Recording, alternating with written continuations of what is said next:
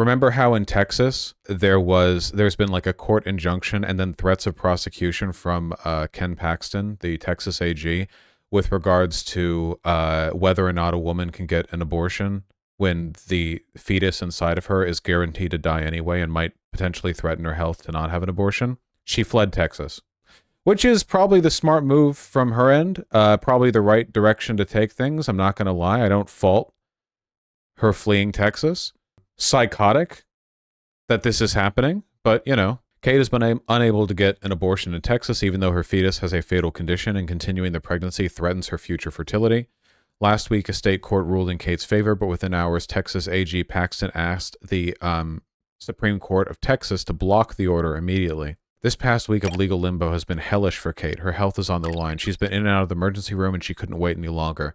That's why judges and politicians should not be making healthcare decisions for pregnant people. True. That fetus could kill her. Yeah, also, if she gives birth to that fetus, assuming that it's alive when she gives birth to it, all it's going to do is, like, suffer for a few days, then die. Like, that's it. That's the life that this fetus gets, you know?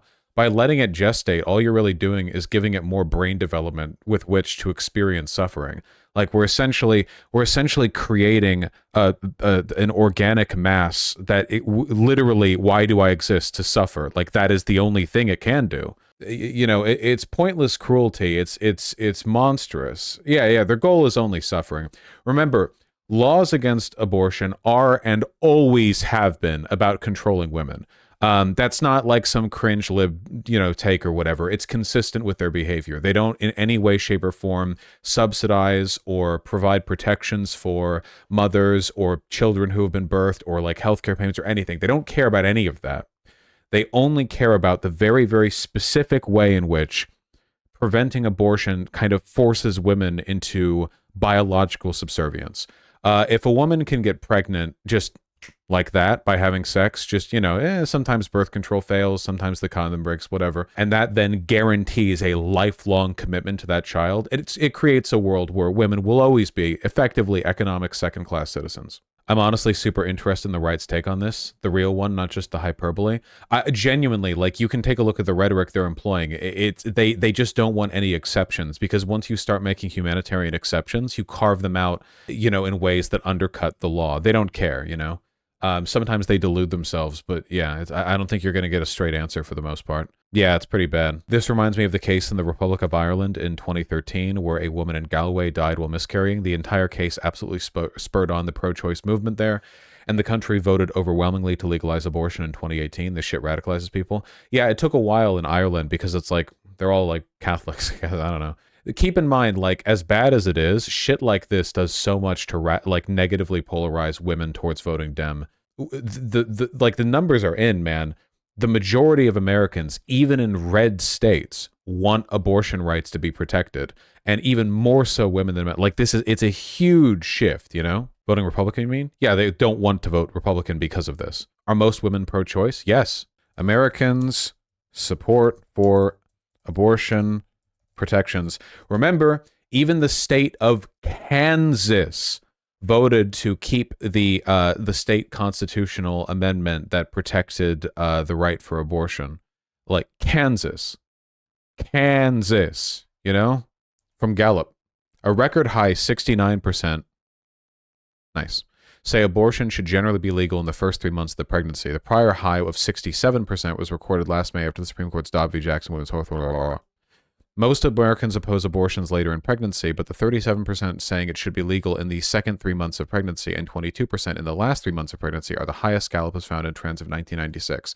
The number of people who don't believe it should be legal under any circumstances is like as low as it has ever been, Did you see Ohio Republicans are trying to straight up ignore the vote to enshrine abortion rights in the state constitution? Yep.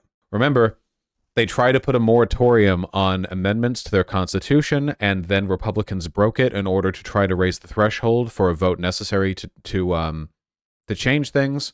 And then the vote was put forward that they tried to stop but couldn't to remove abortion protections. But the issue 1 amendment, happened the way we wanted it to, and since then they've been trying to. Here we go. Even before the vote, some Republican legislators were already publicly exploring ways to undo or undercut its protections. Vosh, you make them sound evil? Do I? It reminds me of how in Florida there was like there were referendums held on re-enfranchising felons and like raising the minimum wage.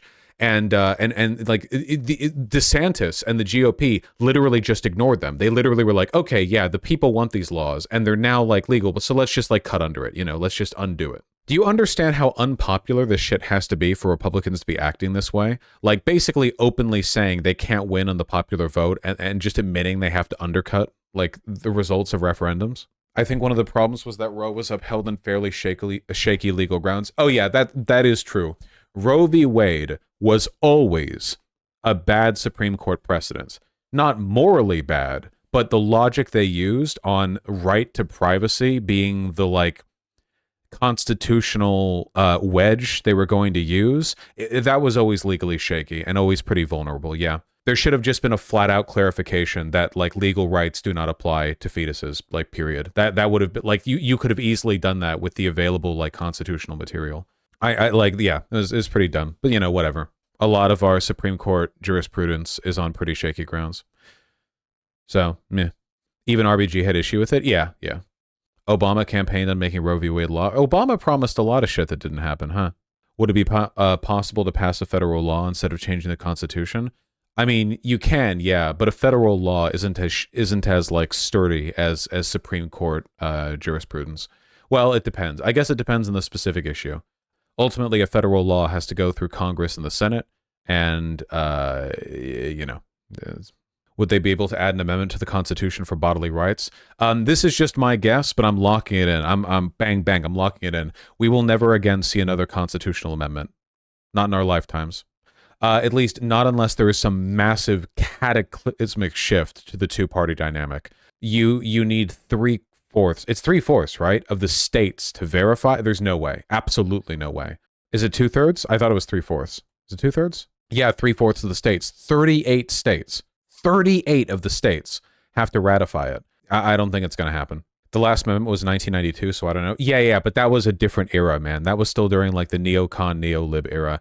What differences were there really between Democrats and Republicans back in 1992? I'm not saying there were none, but compared to what's going on today, like, way more agreeability back then. Can anything challenge the Supreme Court's power? Nope. For some reason, following the assertion of judicial review, Supreme Court jurisprudence just kind of sits there, unchallengeable except by future jurisprudence, It's weird. I mean, yeah, you can argue that you can pack the court or whatever, but that's not really the same thing. That's not really a challenge to their jurisprudence. That's just like changing the system. Not true you can challenge the Supreme Court by ignoring them. That's true. That's always the ultimate power that you have. The ultimate power move to ignore them. Not that would really work these days, I don't think.